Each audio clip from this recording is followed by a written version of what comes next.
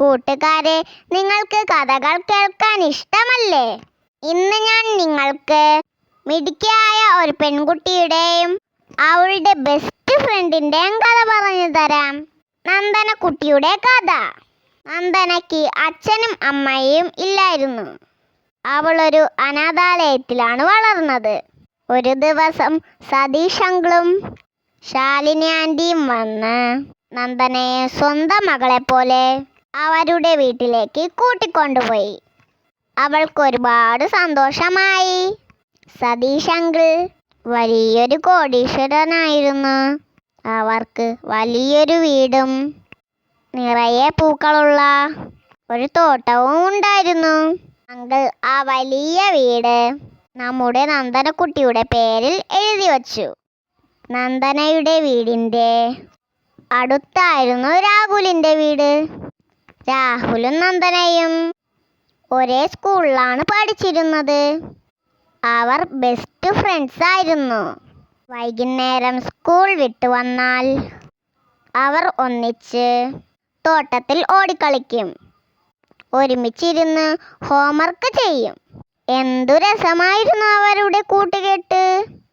പക്ഷേ ഈ സന്തോഷത്തിനിടയ്ക്കാണ് വില്ലന്റെ എൻട്രി.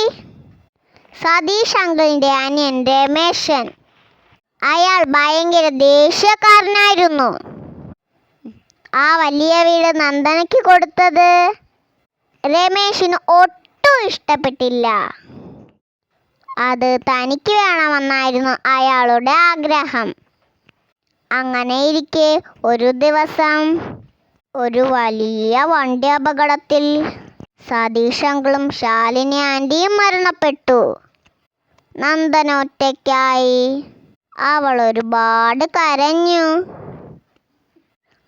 അപ്പോഴൊക്കെ നമ്മുടെ രാഹുൽ അവൾക്ക് കൂട്ടായി ഉണ്ടായിരുന്നു. അച്ഛനും അമ്മയും പോയതോടെ രമേശൻ മാമൻ നന്ദനയുടെ അടുത്ത് വന്ന് പറഞ്ഞു, ഈ വീടും സ്വത്തുമെല്ലാം എൻ്റേതാണ്. നന്ദന പാവമല്ലേ? അവൾ പറഞ്ഞു, എനിക്ക് പണമൊന്നും വേണ്ട മാമ, ഈ വീടെടുത്തോളൂ. പക്ഷേ രമേശൻ മാമൻ ഭയങ്കര ദുഷ്ടനായിരുന്നു. അയാൾ പറഞ്ഞു, നീ തന്നിട്ട് എനിക്ക് വേണ്ട, ഞാനിത് കോടതി വഴി പിടിച്ചെടുക്കും. ഇല്ലെങ്കിൽ നിന്നെ ഞാൻ വെച്ചേക്കില്ല. ഇത് കേട്ടപ്പോൾ നന്ദനയ്ക്കൊരു സംശയം തോന്നി. അവൾ ഓടിച്ചെന്ന് രാഹുലിനോട് പറഞ്ഞു, രാഹുലേ, രമേശൻ മാമൻ സംസാരിക്കുന്നത് കണ്ടിട്ട് എനിക്ക് പേടിയാകുന്നു.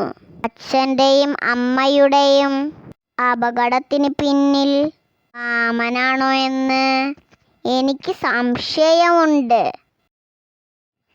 നമ്മുടെ രാഹുൽ ആരാമോൻ, അവനൊരു മിടുക്കനായിരുന്നു.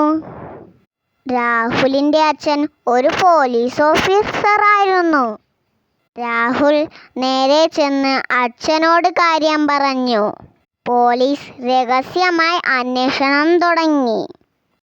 ഇതറിഞ്ഞ രമേശൻ മാമൻ നന്ദനയെയും രാഹുലിനെയും അപകടപ്പെടുത്താൻ നോക്കി. അവർ രണ്ടുപേരും സൈക്കിളിൽ പോകുമ്പോൾ ഒരു വലിയ വണ്ടി വന്ന് ഇടിക്കാൻ നോക്കി. ഉടനെ കുട്ടികൾ രണ്ടുപേരും ചാടി അപ്പുറത്തേക്ക് മാറി. ഹാവ്, ഭാഗ്യം കൊണ്ട് രക്ഷപ്പെട്ടു. അപ്പോഴേക്കും രാഹുലിൻ്റെ അച്ഛനും മറ്റു പോലീസുകാരും തെളിവുകളുമായി അവിടെ എത്തി. രമേശൻ മാമൻ തന്നെയാണ് ആ പഴയ അപകടം പ്ലാൻ ചെയ്തത് എന്ന് പോലീസ് കണ്ടുപിടിച്ചു. അങ്ങനെ രമേശൻ മാമൻ ജയിലിലായി. നന്ദനക്കുട്ടി നന്നായി പഠിച്ച് വലിയൊരാളായി. കൂട്ടുകാരെ, നിങ്ങൾക്ക് കഥ ഇഷ്ടമായോ? നിങ്ങളുടെ അഭിപ്രായം പറയാൻ മറക്കല്ലേ.